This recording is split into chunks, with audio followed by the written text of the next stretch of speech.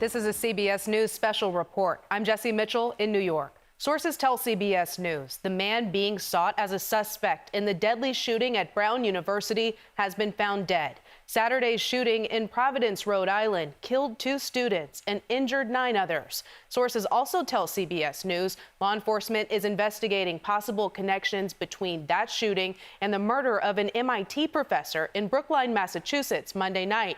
Officials in Providence are giving an update right now. Let's listen in. And showed the nation what a tight-knit community looks like.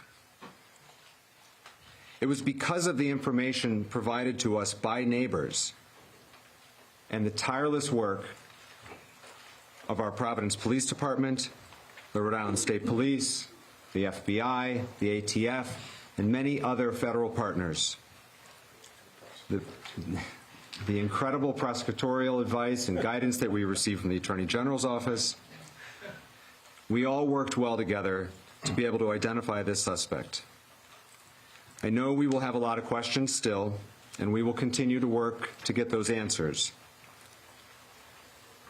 But it is a great honor for me to turn this over to our Chief of Police, Colonel Oscar Perez, and I will say on behalf of the people of Providence, we owe him and every member of the Providence Police Department the deepest debt of gratitude.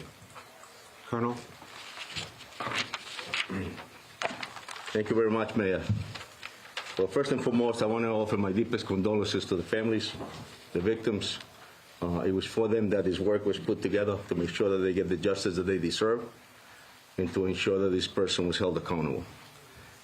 Second thing I'll tell you is that I'm extremely proud of this department, actually the officers, the detectives, the Real-Time Crime Center, the Community Response Team, the Intelligence Division, the Narcotics Division, the Task Force.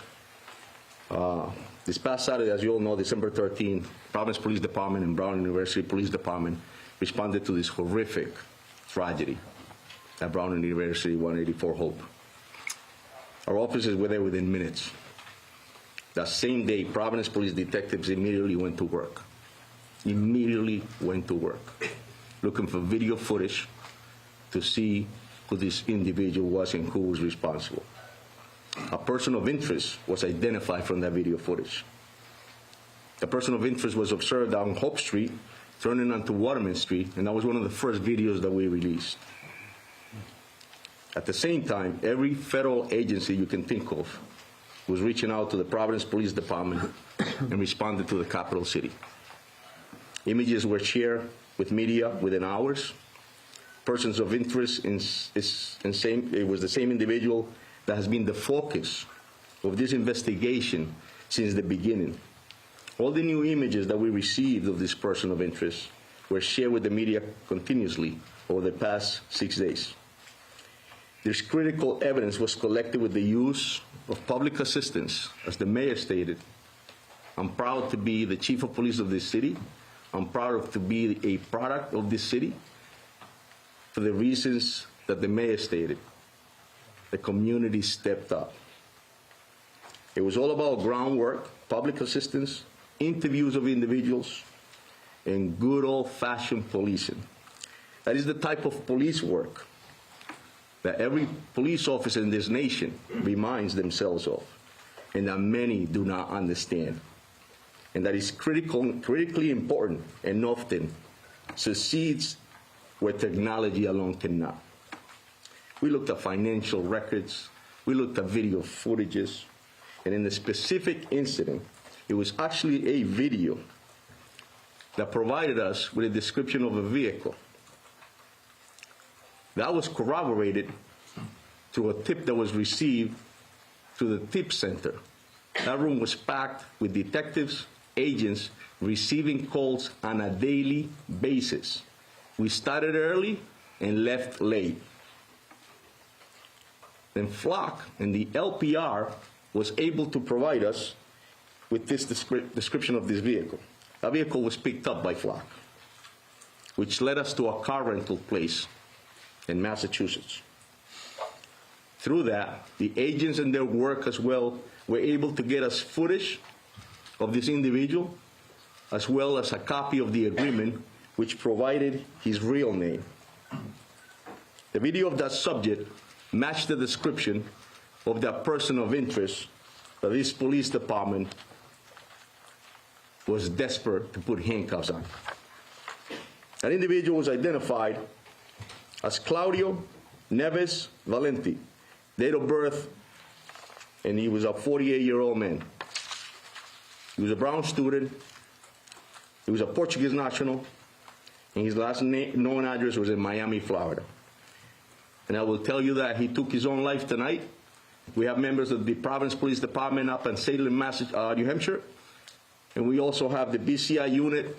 Obviously, the FBI and their evidence recovery unit is up there, so the process is being conducted as we speak. And it goes without saying that I would like to personally thank the efforts again of the Providence Police Department, the Rhode Island State Police, the Rhode Island Attorney General, the FBI, the ATF, HSI, the U.S. Marshals, IRS, DEA, Secret Service, and NCIS. There is no way that we could have done this by ourselves. In this nation, when horrific incidents like this happen, law enforcement steps up. Thank you very much. Thank you, Colonel. General Narona? Thank you. Thank you, Mayor. You know, I would describe the emotions on the investigative team, including our prosecutors and the agents, detectives from both state police, Providence, as mixed. You know, there is a sense of completeness in terms of the investigation, an investigation that's, if not the hardest, among the handful of hardest investigations that I've ever been involved with.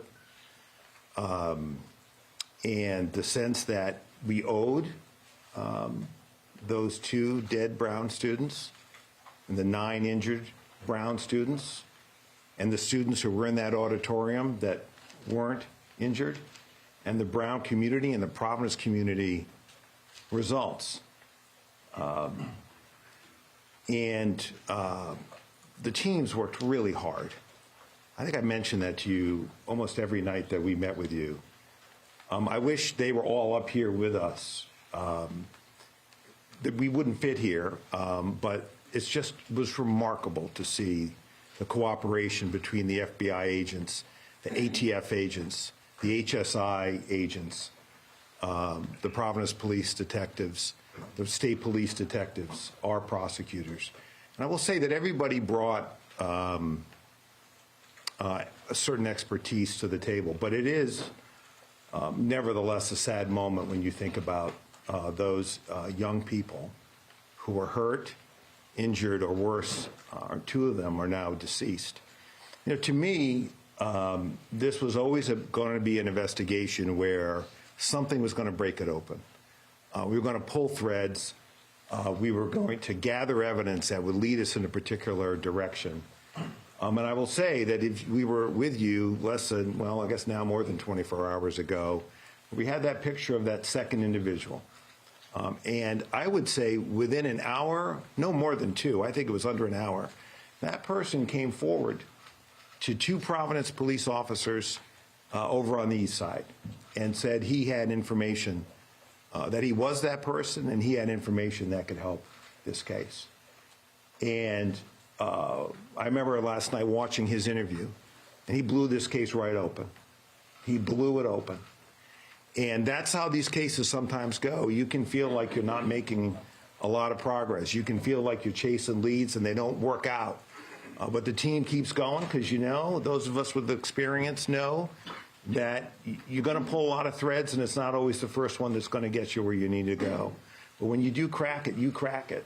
And that person led us to the car, which led us to the name, which led us to the photographs of that individual renting the car, which matched the clothing of our shooter here in Providence, that matched the satchel that we see here in Providence. He was found dead with a satchel, with 2 firearms, and evidence in the car that that matches exactly what we see at the scene here in Providence. And so I know that you and the public have questions about how we got from a place yesterday where all we could share with you was a photograph of someone we wanted to talk to where we got to tonight. And so we got an state arrest warrant for murder today that was signed by a district court judge for this individual.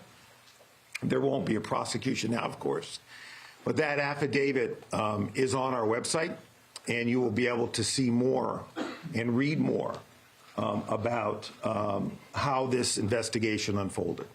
I won't get you all the way there because there are some things that happened afterwards which led us to this suspect's body in New Hampshire. But it will, I think, tell you, give you a sense of the work that went into this by the line prosecutors and the line agents and detectives from the agencies that work so well together. So, as I said, it's with mixed emotions. It is unimaginable, the pain that the parents and families of the deceased are feeling tonight and will feel undoubtedly for quite a while.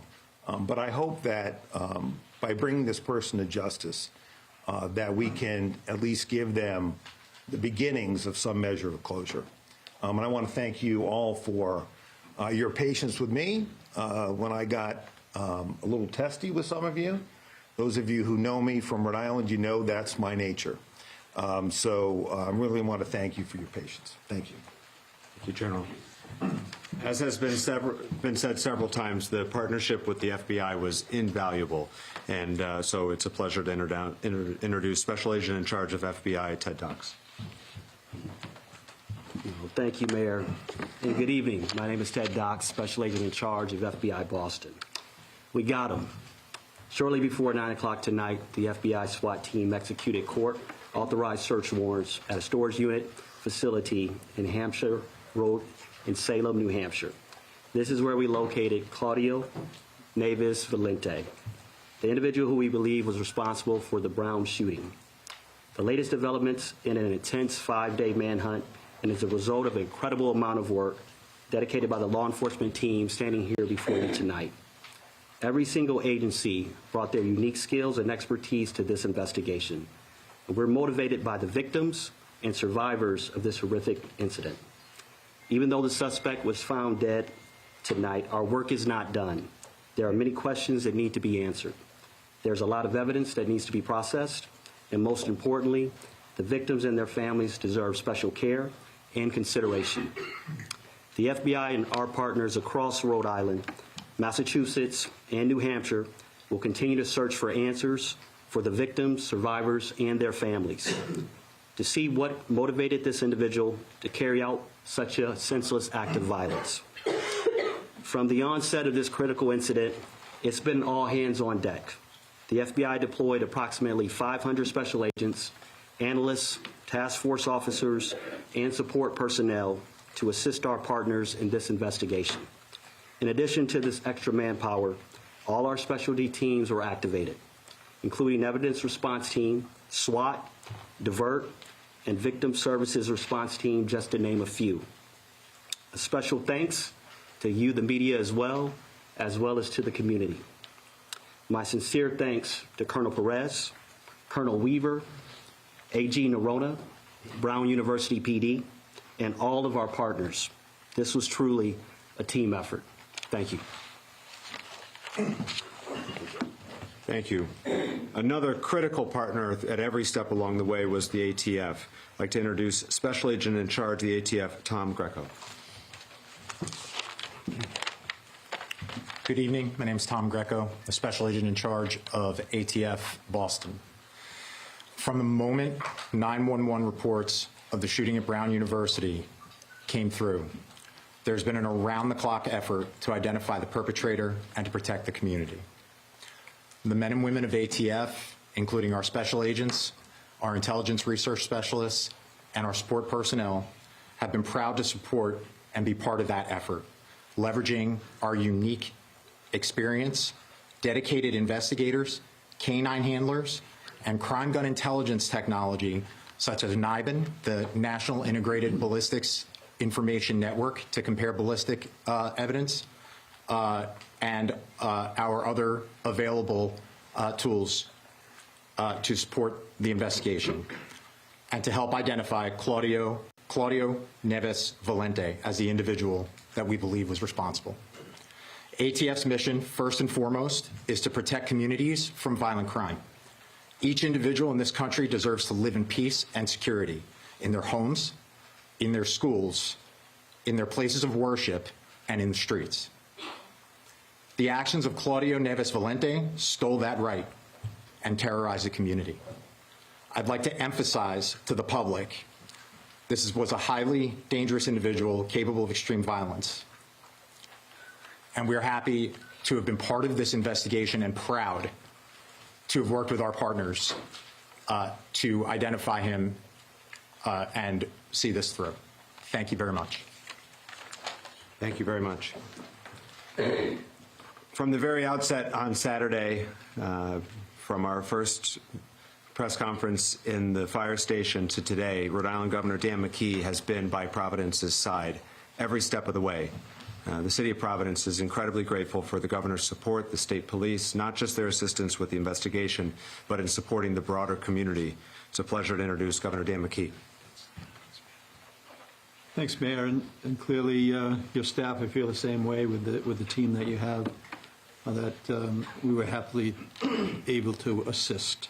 And as a former mayor, many of here in the audience know that I've been a mayor, some don't, but I empathize and sympathize with the position that you were in and the fact that you needed people to follow the lead of the Providence police and to partner in with some extraordinary people, whether it's with the FBI or the ATF, and of course our state police as well.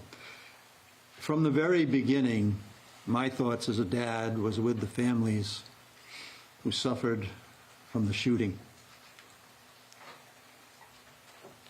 The unthinkable happened in our state. The unthinkable happened in Providence. The unthinkable happened at Brown University. And we're going to be forever changed. But our commitment from the state level is to continue to support Providence, Brown, and the people of the state of Rhode Island in the recovery. That's going to take a great deal of time. But I do say this. The professionalism that I saw in the law enforcement should make everyone that lives in our state and beyond our borders feel very safe. These things happen, but it requires some professional help in law enforcement to bring it to the conclusion that we've been able to bring it to. So, Colonel, thank you, everybody involved. And again, we will stand with Providence and Brown University and the people of the state of Rhode Island to provide the help that will be needed in the recovery in a trauma like this. Thank you, Governor. Throughout the year, the Rhode Island State Police is an incredible partner to Providence, but during this investigation, their support was invaluable. I introduce Colonel of the State Police, Colonel Weaver.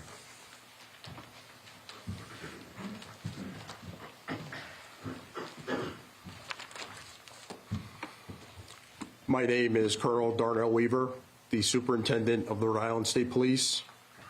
I want to begin by recognizing the excellent and exceptional efforts of the Providence Police Department and Colonel Oscar Perez.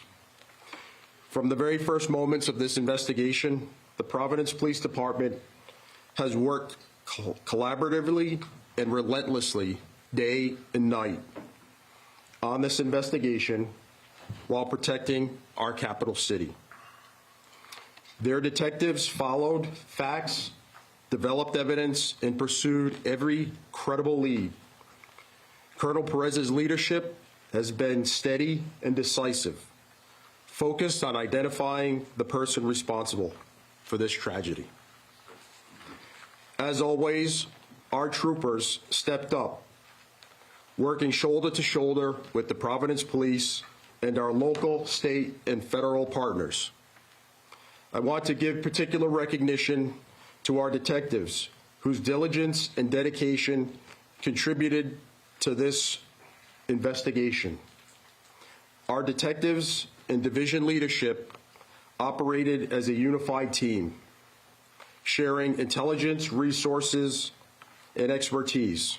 This has truly been an all-hands-on-deck investigation, as virtually every trooper has taken extra shifts to help support the efforts in Providence, and I have never been prouder to be a member of the Rhode Island State Police.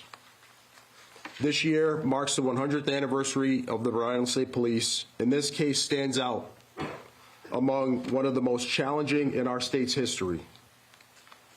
The sheer volume of digital evidence, the complexity of the investigation, and the intense public interest laid an extraordinary demands on everyone involved.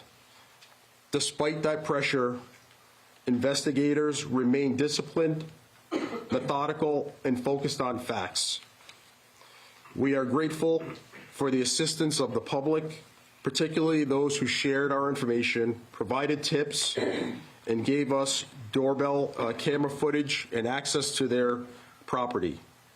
We are also thankful for the ongoing support of Rhode Islanders. We know that you have been with us through this entire investigation. I also want to be very clear about something else.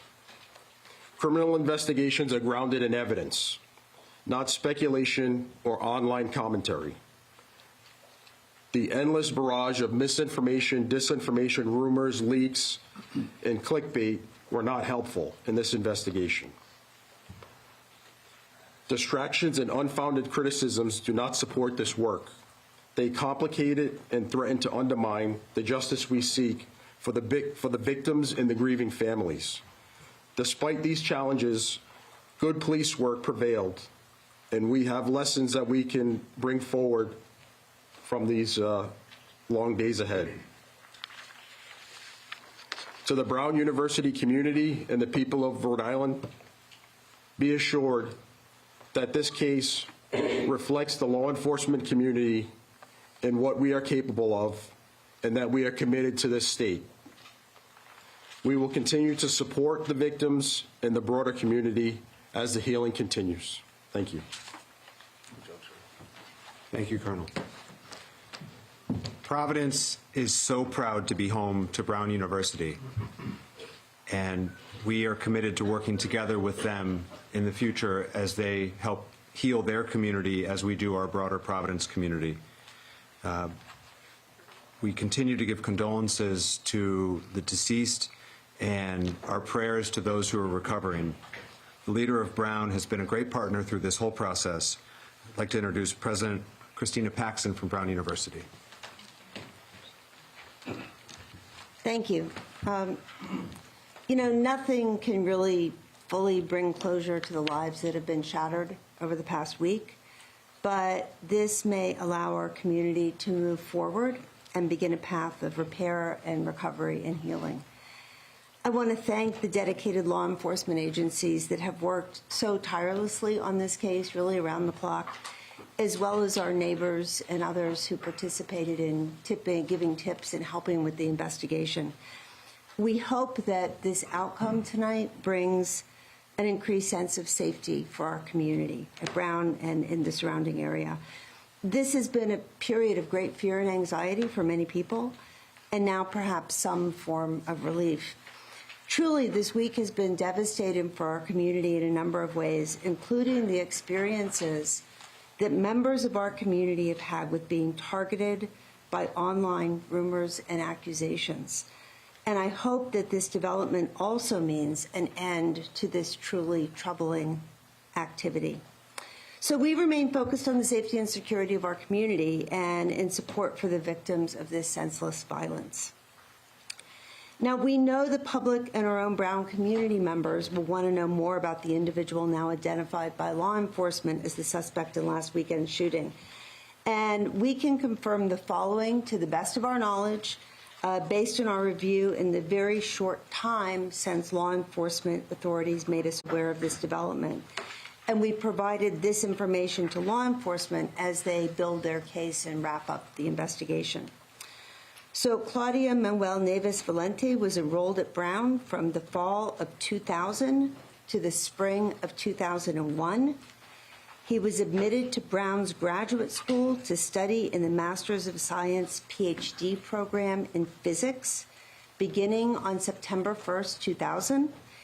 And he took a leave of absence effective April 2001 before formally withdrawing effective July 31st, 2003. During his time at Brown, Nueves Valente was enrolled only in physics classes. The majority of physics classes at Brown have always been held within the Barris and Hawley classrooms and labs. Now, detailed records indicating where specific courses were held don't extend back to 2001. But we can say that physics classes typically require access to specialized equipment, including demonstration carts that are a fixed asset in some of Barris and Hawley classrooms. So I think it's safe to assume that this man, when he was a student, spent a great deal of time in that building for classes and other activities as a PhD student in physics. He has no current active affiliation with the university or campus presence. So again, we thank law enforcement and so many others for their extensive work on this case, day and night, and we look forward to a sense of restored safety for Brown, Providence, and the Rhode Island communities. Thank you. Thank you, President Paxson. The last speaker, and then we will take your questions, is the Chief of the Brown Police Department, Chief Chapman. Remember, his officers were the first to respond on Saturday, and we are so grateful for both their immediate and heroic response and their partnership over the last 5 days. Chief. I want to express my ongoing prayers and care and concern for our entire community. I certainly also want to acknowledge and thank the men and women of the Brown University Police and Public Safety for their efforts. As you see, this was a Herculean task and required a lot of collaboration and work. And our officers and our public safety personnel were shoulder to shoulder with these assets. I do want to also thank all of you who have helped citizens and law enforcement. That partnership and collaboration means the world to us, and we couldn't have gotten there without you. So thank you. Thank you, Chief. We'll now open up to questions. Go ahead. Yeah. Go ahead. What led authorities to link the incidents between Brown University and MIT? I can be done. And I have a follow-up to that. Yeah, I'll start. I'll just tell you that a lot of the information and evidence that we ended up gathering linked us to a connection up in Massachusetts, obviously at the MIT, but I feel a respect to the authorities in Mass as well as the FBI that's for them to comment, but I'll tell you that the groundwork that started in the city of Providence by our detectives, the detective division under the command of Major LePayan, as well as the federal partners that we had in our room upstairs, and ATF, the FBI, led us to that connection, and so that was great work. Does FBI want to weigh in on that? And then I have a follow-up. I think through that particular link that you're talking about, that case is being worked out of Massachusetts with the leadership of U.S. Attorney Leah Foley.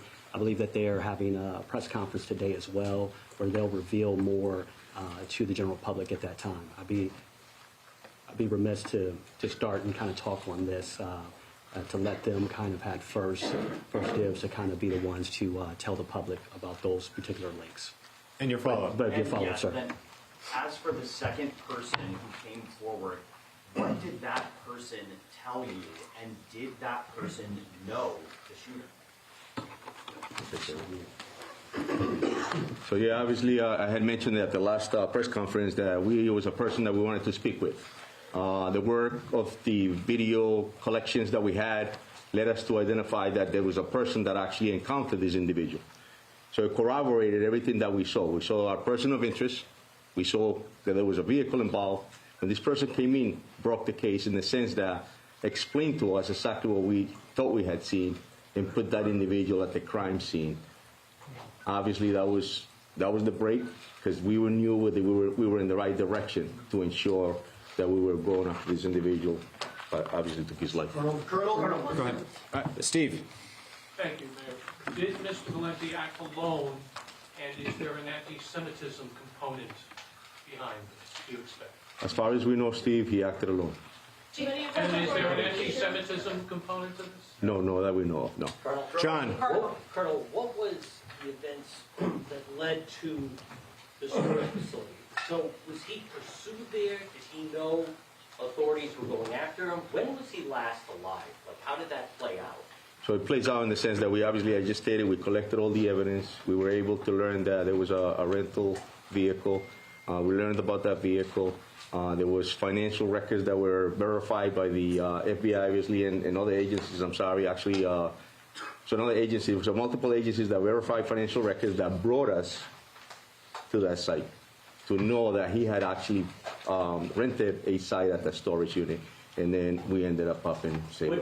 And a follow-up. Yeah. When he did that, did he know authorities were coming, or did he just go and, like, how long had he been in that storage unit? That we're not aware of, John, in the sense that all we knew is that we were on a manhunt, and that's what he led us to. So. Amanda. Oh, thanks. Chief, some questions for you, Claudio. So he graduated, well, he did graduate. He was at Brown more than 20 years ago. His last known address was in Miami, but now he's here at Brown University, potentially also at MIT. What do you know about what brought him up here? There's going to be unknown answers that we have no answer as far as that. Obviously, came up here and committed this horrific incident and this tragedy, and that's all we knew. Our mission was to ensure that we could find him and bring him to justice, but yeah, No motive at this point. At this point, correct. And my follow-up is of the evidence that you've collected. Have you collected the handgun that you believe was used in the shooting? Have you collected any type of manifesto or evidence that he planned more shootings? So as far as I know, that's the FBI evidence recovery team is up in Salem, New Hampshire, and they're collecting whatever evidence is up there. This happened just now, as before we came up here. Bill.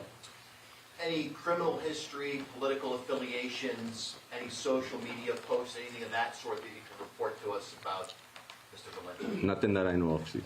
Behind him. Go ahead, white shirt. Is there any indication that Mr. Valenti was planning any future attacks? Nothing that we know of, no.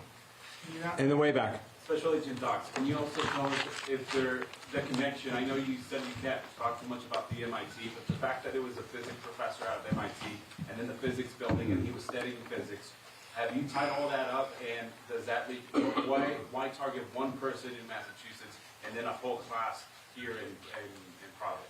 Yes, it is true that Mr. Valenti was a physics student. Also, we know that the MIT, the victim there, was in that discipline as well. I will tell you that there's multiple phases to an investigation, and so now, in a sense that we know the subject is deceased. Now that investigation continues to find out all of those answers to your question, sir. Did he go to school with the professor? Did he go to school with the professor who was killed? Can Brown answer that? It is believed that in Lisbon that those two individuals attended the same university in Portugal. You have a follow-up in the back. En español, si nos pudiera decir también unas palabras, ya sea ahorita o vamos a hacer Yes, sir. Muy poquito. Go for it. But, Sorry, empiezo desde el principio. Lo que nos pueda resumir acerca del caso, ¿qué fue lo que conllevó a que ustedes pudieran dar con el paradero del sospechoso y las conexiones que tuvieron? ¿Cómo llegaron a rastrearlo y más que nada a qué atribuye todo esto? The question was if I can briefly explain how we got to this individual and what occurred. So, verdaderamente lo que pasó, obviamente el incidente del sábado 13 nos llevó a tomar evidencias, colectar evidencias de videos, de informaciones, y expliqué que es muy importante el trabajo de los policías, de los detectives en el piso, haciendo el trabajo duro, recolectando videos, recolectando testimonios. En este tipo de casos recibimos información, obviamente, de los videos que colectamos. Nos dimos cuenta que había un vehículo de interés y una persona de interés desde el principio. Eso nos llevó a después informarnos de la placa del carro, la descripción del carro, y eso nos llevó a darnos cuenta de que esa persona había rentado el vehículo en una compañía en Massachusetts. Después de que fuimos a Massachusetts, cogimos videos de la persona Esa persona era en la misma descripciones de la persona de interés de nosotros acá en la ciudad de Providence. De ahí pasamos con los agentes federales a investigar un poco más y llegamos a los récords financieros que nos llevó a Salem, New Hampshire, en esta noche.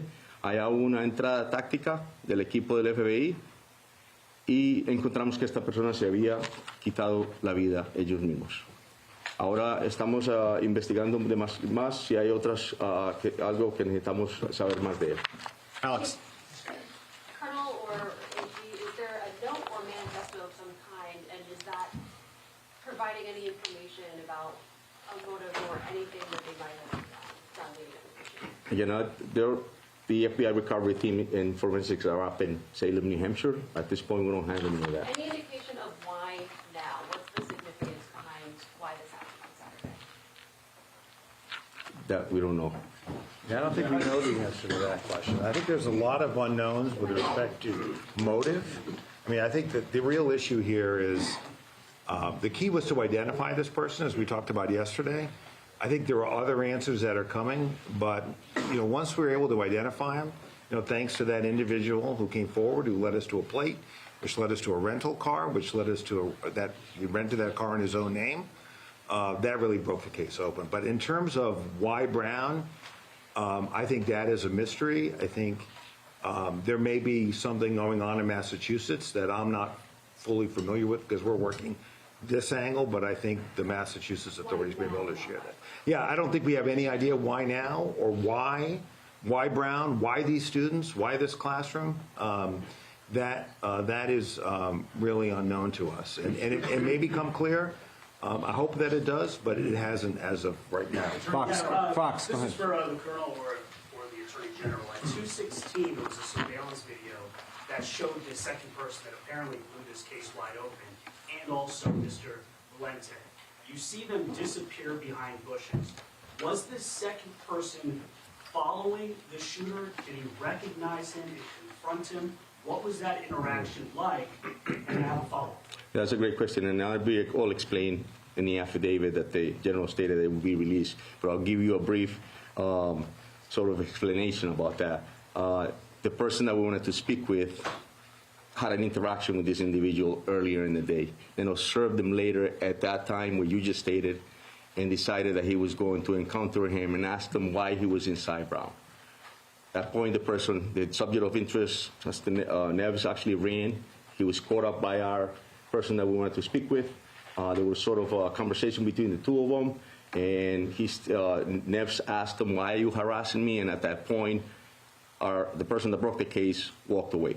And that information was critical to us because he was able to corroborate what our detectives were seeing on video, and he was able to provide a great explanation. And my follow-up question Yes. is, why did it take a citizen to notice a suspicious person right next to Brown University and not the police? And also, how long was the vehicle parked where it was?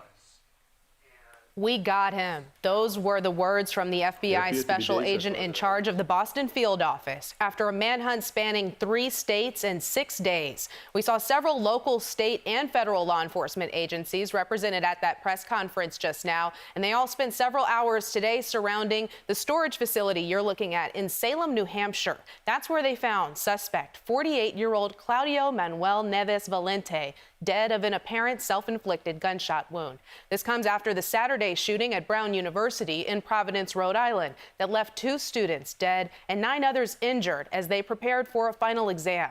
2 days later, an MIT professor was found dead in his home in Massachusetts. Now investigators confirm the 2 cases are connected. And they came to this conclusion after circulating images of the suspect walking through the neighborhood around Brown Saturday. Then yesterday, investigators released images of a second person who may have encountered the suspect, and they say it, quote, blew the case open. We have CBS's Tom Hansen in Providence. He just stepped out of that press conference. And Tom, it has been 6 days now since the Brown shooting. How have you seen this resolution to the manhunt unfold tonight now that you're there?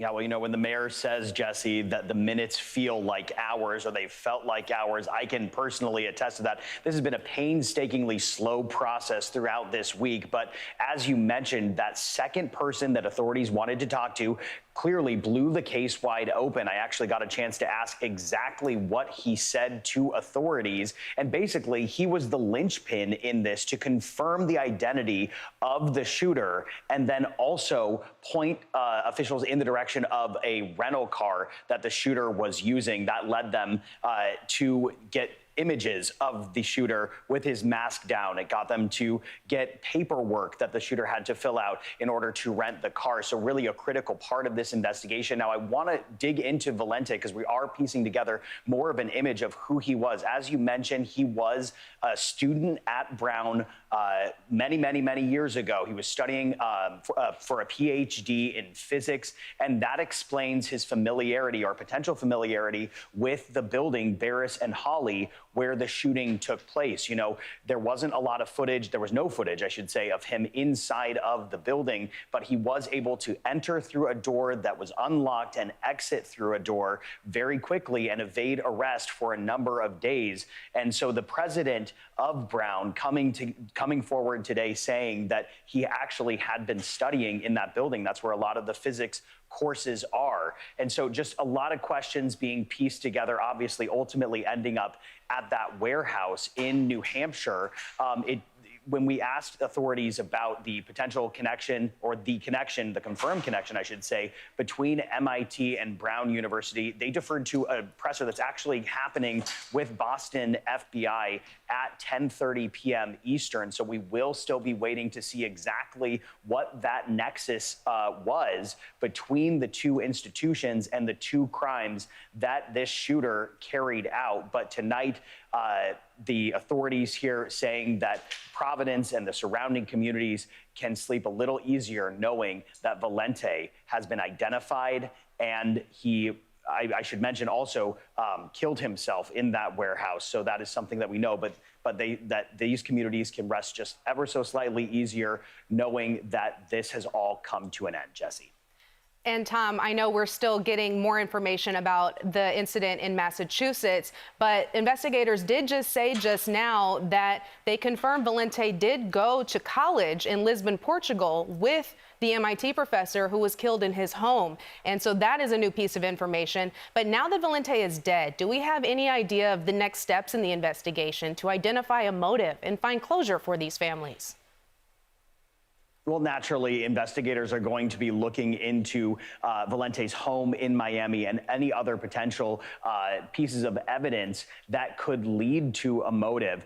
They said tonight, when asked by another journalist if he had any intentions to do more harm, they said that that was, at this moment in time, unclear. So we are still waiting to see that motive, but we do know that he did go to Brown University, had a familiarity with the building, and no doubt they are going to be piecing together a profile, going through mounds and mounds of data online, if that exists. They're going to be going through witness testimony, undoubtedly still interviewing more people who may have come in contact. But I want to point out how critical of a moment it is right now. And this is really something that has held true throughout the week. Authorities saying that once they were able to identify him, the rapid pace of this investigation would be apparent. So what they're going to do now that they actually have a confirmed identity, they are going to be digging through any sort of connections that Valente had. Anyone who may know something, was he troubled, was he mentally stable, any of those things,